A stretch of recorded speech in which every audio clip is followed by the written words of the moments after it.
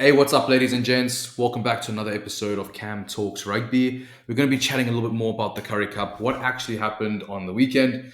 Lions and the Griquas, absolutely insane game, but let's get into it. First of all, congratulations to the Griquas, champions of 2025 and deserved champions. I mean, the way they played the whole Currie Cup, absolutely insane. Absolutely insane. They really stepped up to the table. They wanted it. And I think that there's this hunger that I see with the smaller unions that they really do want to step up. They really do want to challenge the bigger unions. And credit to the Greek was they did exactly that in the final. I mean, Lions, it's a disappointing one. It's a really tough pill to swallow for the Lions. That's their second Currie Cup final loss in a row.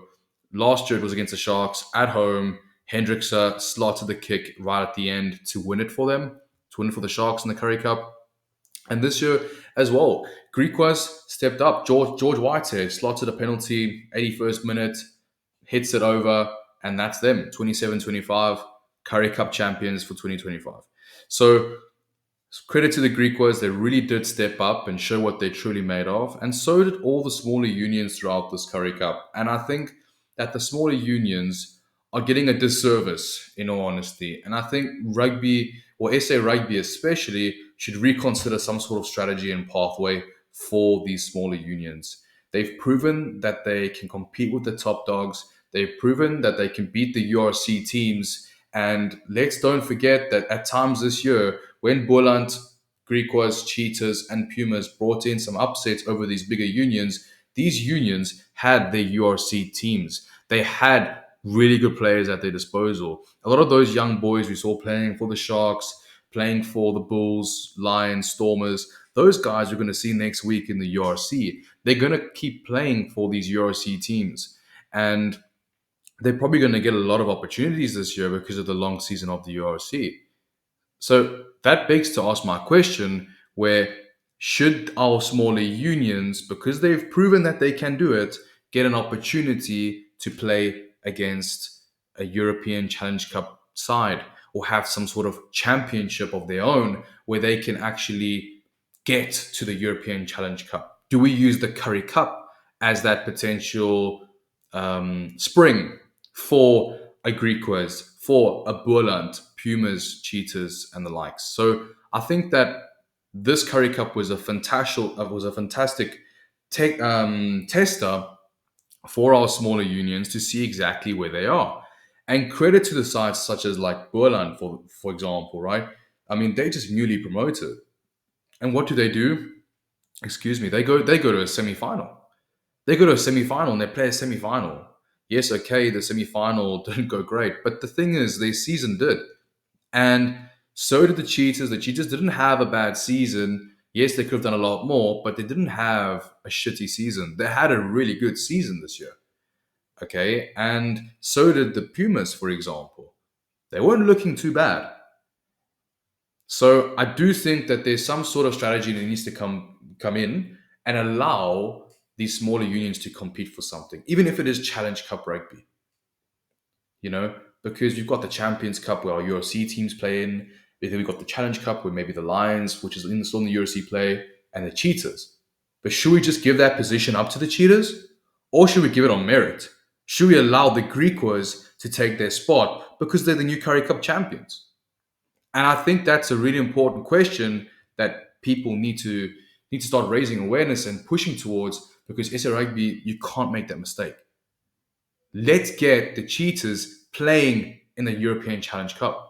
Let's get them playing against, the Greek was, against the Ospreys, against Clermont, for example. Let's get them playing in against the Challenge Cup teams that will be participating in that championship this year. Let's get them there. They've proven that they can do it. They can compete with URC teams. They just beat the Lions in the final. The Lions team that played there had Richard Creel, had Nklaba Kanye, had all their cool players, the URC players, they were all there. So let's give them a chance. Why not? We've got that spot available. Let's don't just give it to the Cheetahs. It hurts because I like the Cheetahs as a team, but they're off par this year. The Griquas are the team to beat in South Africa right now. So give it to them. Why not?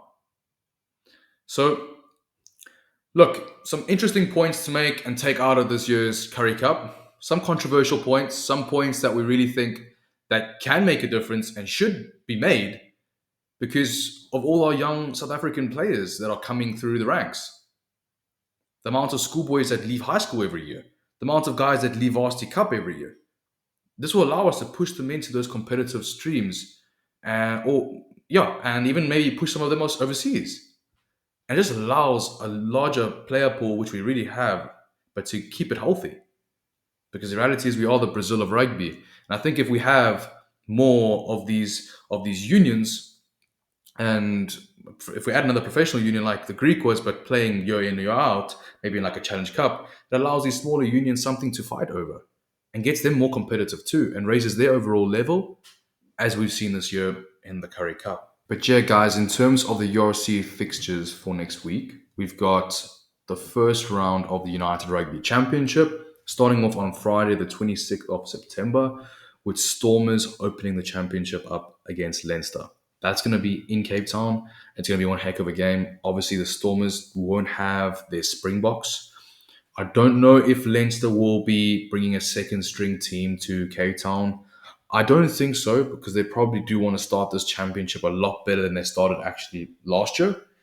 So I can expect quite a strong Leinster team for that game, but also the Stormers. I think the Stormers will have their ducks in a row for that game, and I think they'll be up for the challenge. They might be missing some key players like Sasha, Damien Willemse, but look, I mean, they're still going to be putting out their best outfit to play. In terms of actually the Currie Cup for the Stormers, they looked a little bit stronger towards the end. You can see when their players started actually coming back. I think that'll be a very, very good game. Glasgow up against the Sharks, Ulster against the Dragons. This will all be on Friday night. On Saturday, we've got the Bulls against the Ospreys, Zebre against Edinburgh, Scarlets playing Munster, Connacht playing Benetton in Galway, so that's home for Connacht, and Cardiff up against the Lions. So some interesting games up next week in terms of the URC. Some cool tussles that's going to take out and go ahead next week.